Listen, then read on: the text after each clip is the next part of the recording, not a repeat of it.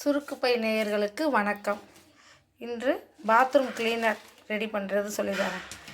Bathroom cleaner எப்படி ready பண்ணணுன்னா, இந்த மாதிரி தேவையில்லாமல் உணங்கின எலுமிச்சை பழம்லாம் இருக்குல்ல, வீட்டில் வாடி கோயிலில் தருவாங்க, வீட்டில் மரத்துலேருந்து விழுவுற எலுமிச்சை பழம்லாம் காஞ்சதை அப்படியே விட்டுருவோம்.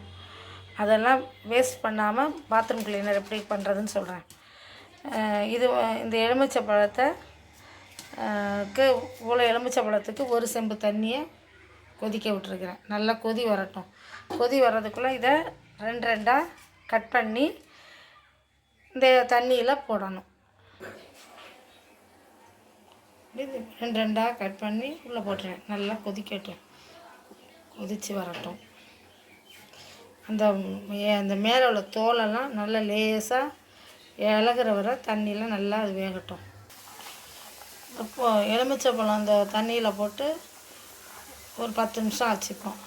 அது நல்லா அந்த காஞ்ச எலுமிச்சை பழம்லாம் நல்லா சாப்பிட்டா அப்புறம் அமுக்கி பார்த்தா வெந்தாப்பில் இருக்கும். நல்லா இதாகும்போது நல்லா கொதி வரும்போது அடுப்பை அணைச்சிடலாம். அடுப்பை அணைச்சிட்டு இந்த எலுமிச்சை பழத்தை இது தண்ணியிலே ஊறட்டும், நல்லா குளுமையாக ஆறட்டும். எலுமிச்சை பழம் நல்லா ஆறிடுச்சு. ஆறுற எலுமிச்சை பழத்தை நல்லா அப்படி இருத்து, அந்த தண்ணி இல்லாமல் இருத்து மிக்சியில் போடணும். மிக்சியில் எல்லா எலுமிச்சை பழத்தையும் போட்டாச்சு. போட்டு நைஸாக அரைச்சிட்டு தொடர்ச்சியாக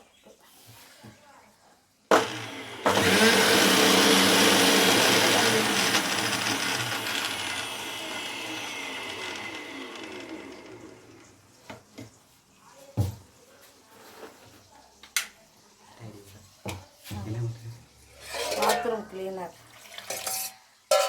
நல்லா நைஸாக அரைச்சிக்கணுங்க. அரைச்சிட்டு இதை நம்ம வடிகட்டணும். நல்லா கொஞ்சம் தண்ணி மிக்ஸ் பண்ணி இதில் சோப்பு பொடி, வீட்டில் யூஸ் பண்ண சோப்பு பொடியோ ஷாம்போ வீணாக போன சோப்பு இருந்தால் கூட போடணும். அதை போடணும். வீட்டில் பாத்திரம் தேய்ச்சிட்டு துணி தேய்ச்சி மிச்சம் உள்ள சோப்பு இருந்தால் கூட அது போடலாம். எனக்கு நிறைய லிக்விட் இருக்கிறதுனால 3 பொடி சோப்பு பொடி போடுறேன். போட்டுட்டு அதில் சமையல் சோடாப்புன்னு சொல்லுவாங்கள்ல, அது பேக்கிங் சோடான்னு சொல்கிறாங்க. அது நல்ல ஒரு 2 ஸ்பூன் அளவுக்கு போடணும். பேக்கிங் சோடா 2 அளவும் போட்டால் பண்ணணும். கம்மியாக பொங்கி வரணும், நிறையா பொங்கி வரும்.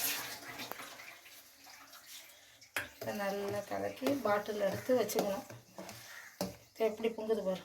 இது ஊற்றி வச்சுட்டோம்னா பாத்ரூம் க்ளீன் பண்ணலாம். எடுத்தா சூப்பராக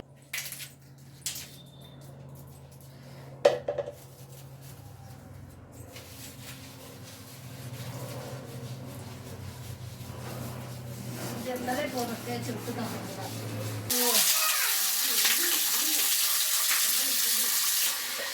இருந்ததும் இப்போ அப்படியே பாருங்க. காஞ்ச எலுமிச்சப்பழம் நல்லா யூஸ் ஆகும்.